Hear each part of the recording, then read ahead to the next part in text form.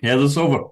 This game just gives me goosebumps. It was in this position. Magnus has played his king over, and the commentators wrote him off. He's lost. It's mate in seven. What does he do? You're about to find out. Let's take it from the top. There's three brilliancies to come. This is vintage Carlsen. Sagar Shah called it the most exciting game of his career. Played in 2022, World Blitz Chess Championship, unreal scenes, and Richie Rapport, loved that guy, love his chess, plays a French defence, whispers on guard. What a battle we have. They get 3 minutes each plus a bit of time back.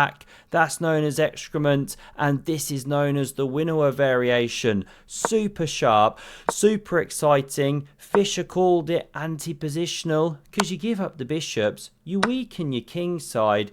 Of course you could play some queen g4 stuff, but here we go. The modern approach, baby. Magnus plows the h-pawn down. Now, in case you're wondering, yes, black can do this, and this, and this, and win a pawn. But after the knight develops, picks up tempos here, it's huge initiative for white. You don't want to be running into this, in blitz especially, so we get just some calm development. Magnus carries on thrusting, the pawn that is, don't get any ideas, they keep it clean at the board. Richie's had enough, he stops the advance, knight galloping into the game, keep your eye on that one. We know Magnus loves a manoeuvre. Bishop a6 is a standard plan. You could start with a4. The check is the flicked in here.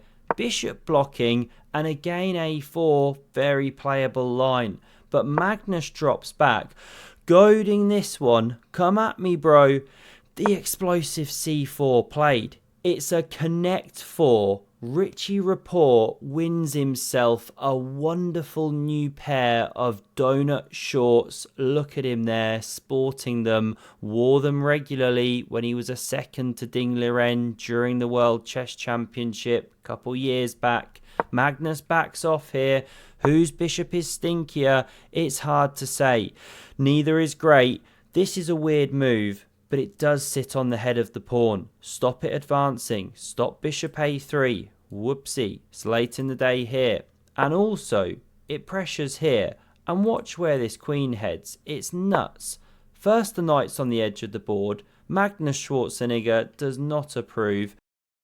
Der Springer an dem Rimmer ist ein absolut wie eine Schnitzel. Queen d2, castle's queenside, and you know it's going to get exciting. You know when Magnus Carlsen starts manoeuvring like this, loves his horsey, loves practicing with his hobby horse, that it's going to get fun. The king tucks in, knight all the way back. Dad's ashamed. What are you doing here? Queen d7's on the board. Off she goes. Watch the journey. This one reaches the promised land. Knight c7 played. King f1. Wonderful maneuvering game. Why can the players do this? Why do they have this license? Well, the pawn structure's closed. There goes the queen. She's snaking away. I mean, you just don't find these plans unless you've prepped deep, spent a lifetime buried with your head in chess books and engines. The king's lined up now by bishop and rook. He's had enough. He steps back at least off one X-ray attack. We now get queen e2, and Magnus is hinting, and hinting hard. I'm going to sack something, Richie. Rook c8's on the board. Now rook b2. Bit of prophylaxis first. This one was x-rayed a couple times here, or straight up attacked. Knight b5, going for the throat here. And if you start going queen d2, queen e1, knight d1, it's very passive. This is blitz chess. This is when you go, go, go, go, bang. What a cool move. Epic chess for sure. This pawn's now defended. Of course you have to take. You can't live with that one. And amazingly, the best way to play here, check out this line into the back cave analysis mode. The board's grayed out, is taking a knight here. There's me thinking I had the line prepared. No, I don't. Bishop takes. And this is the best follow-up, and the whole long-term point is that you drop back the bishops, get these central pawns rumbling, and somehow, amazingly, a4 often comes on the board as well. Queen c4, if you take, white has enough compensation for a rook. Crazy lines. Not this game. Magnus doesn't do it. He plays the more natural e6 check, opening up one of those laser beams. The bishops are stacked up. King b7's played, takes. Now we see queen f5, going for the pawn here. Rook b4 for Magnus. Rook lifting great. He was in great shape at this point. Got the old Rook Lift t-shirt on today. Do check out the merch shop if you haven't already. Love the products there, the t-shirts, the hats, everything. 100% cotton this one. It's good stuff. I'll wear it down the chess club from time to time. Knight takes is played, and this is Magnus's point. By randomizing, given a rook, how much is he down now? An entire rook. He lands a little check. He's chasing the king. A little bit reminiscent of Kasparov's king hunt against Topalov. His immortal game. Double question marks of doom. Actually stepping back with the knight was best. Never easy to know these things. You could take with the a pawn. Then this bishop starts looking stupid. But Magnus takes like this. This one now looks trapped, but it wiggles out. That's a free pawn. a4's played here. Knight stumbling back. Apparently sacrificing was best. Far from obvious, right? This was played. What does Magnus do? Smashes it off with one of his bishops. You don't want to give up the bishops, but it was a great defensive piece. Now this pawn's a bit tender. Surely you recapture. No. Mistake. Rook h4 apparently. Coming in like this, the f-pawn gets very dangerous. You can't take, or this, check, king, bang. Just the flavour of the lines. So we didn't see rook takes. We saw bishop e4, a wooden shield. And the point is, if you take, well, queen takes with check. If f3, queen e2, check. And you can always then pick up this bishop. So Magnus drops back. We get takes with check. King recaptures, and look at this. The king's flushed out into the open. Rook is surely dropping off the board. Yes, it does. Amazingly, queen e6 check is actually stronger. Go for some pawns, consolidate, and just use the fact that you're in exchange ahead. But not played.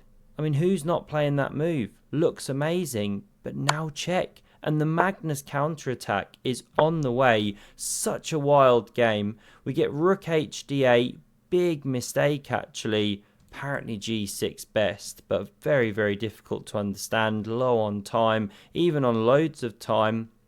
This queen defends, importantly. In the game we get this to overprotect d5, but it doesn't actually do the job. Because Magnus can check, and because of this and this, the king has to step here. And now the winning idea is pawn f3. Magnus misses it. The point is, you've cut the connection of queen and pawn, and so this starts to be a threat, and the rook is overloaded defending d5 and the f8 queening square. This is the problem.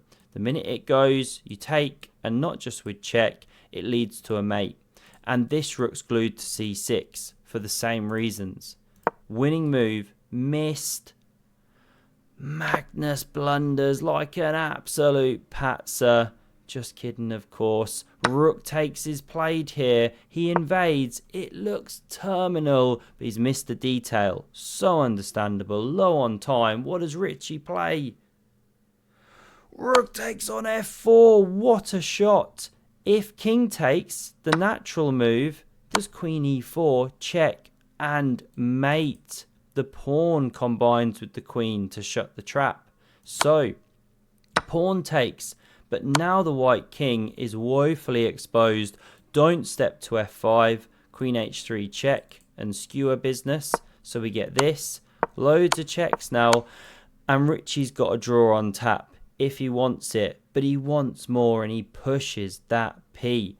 Obviously Magnus takes on Croissant, bellows it in this wonderful French accent that he's picked up over the years here. Now we see check again. Why did Richie give the pawn? Well, it's to unleash this one. More great chess. More impossibility of this. So therefore Magnus steps back. A few more checks here. Lots of checks rumbling on. And this is beautiful. Rushed over that. Lost my arrows. But you get the point. Richie gives up the queen and then the pawn. But all of it with check. Forces Magnus's one off. And he's correctly assessed, hugely low on time, that in this pawn race, he's ahead. And before you can say, Ray Robson, tell us how the pawns feel when they become queens. They're changing into a different piece. They're not going to be themselves anymore. It's like, you know, am I myself if I change into someone else? Like, it's existential questions for the pawns. We get a big race on our hands. It's an existential question. No one really knows how the little guys feel, or gals. Now we see a couple of queens, the third and fourth queens in the game, unreal scenes. Guess what? There's another one to come. What an immortal game of blitz chess. Lots of checks here. Of course there's a draw on tap. Black is completely winning, by the way. It's not even close. You're dead. There's a winning move here. Mate in 7. Rook c6 check. King has to go. You know, your only option is that square or blocking with the queen. So you step up. And now simply a check. And you're winning the queen. You know, you can't step back. That's the game. So let's run back. Completely winning idea. Missed low on time because the queen was used to check. Still there's a win with rook b8 to cover the mate, but it's complicated, and this is the thing. The thorn pawn creates these tricks. Richie goes with this check, and it's a drawing move, apparently, but he doesn't even draw. He now plays the howler. Queen e8, and it looks amazing. You're forcing the queens off. Rook then covers the pawn. This one runs through. No mating threats because the queen's pinned to the king. All great, except it doesn't work. Magnus plays g8 equals queen. The second brilliancy. There's one more to come. And you can't take it as you'd want to do because this is a mate. You're not taking with check or anything. So because you can't take, what do? If you take here with check, queen takes, you're about to get mated. Try and stop it with the rook. No good. Anyway, you get mated. So what to do? Check was tried. But now at this stage, they're really spite checks. Magnus is safe. When you got two queens defending the monarch, you're all good. And bang. Oh my god. Move 71. Third brilliancy seals the deal. This is where Richie resigned. If he captured, this is a winning continuation. King can't move. You have to give up the queen. That's the game. And what to do? You're checked. If you try and block like this, then you take on d5. King here, and I guess this is the mate. Queen is pinned. Wonderful, exciting game. Hope you enjoyed this one. Have a look at the video on screen if you want to see another incredible game of Magnus Carlsen chess. Thanks a lot for watching and see you soon. Cheers.